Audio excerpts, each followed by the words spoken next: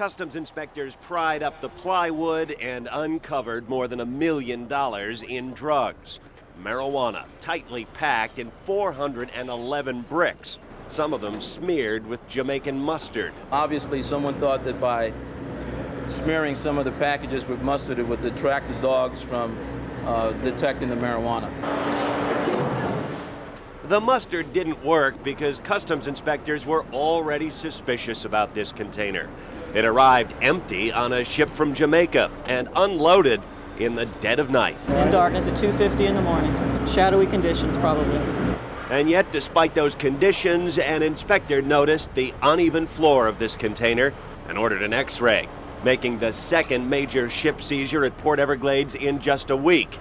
And that is raising concerns about security here and the possibility of smugglers working as shipyard workers. We're looking very closely at the possibility of an internal conspiracy here.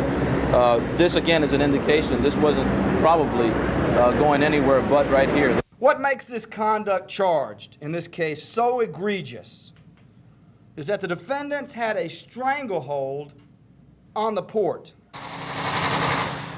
Federal agents say the leadership of the Teamsters Local used insider knowledge of the ship movements at the port to import 3,500 kilos of cocaine and 39,000 kilos of marijuana. Charged are Clarence Lark, the past president of Local 390, and his brother-in-law, Larry Crenshaw, who, according to the indictment, have been smuggling drugs here since 1985.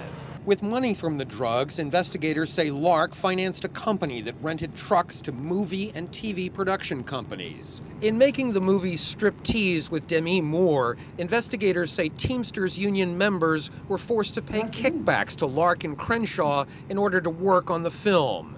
The Channel 10 investigators were there 2 years ago when members of the Longshoremen's Union and security guards at the port were busted for smuggling cocaine in an operation that is now being said to be linked to the union leaders. Security at the port is part of the problem. How open are things here? Well, as you can see, anyone can drive anything right onto the port, and without being asked for ID at all, you can drive right up to the side of a ship.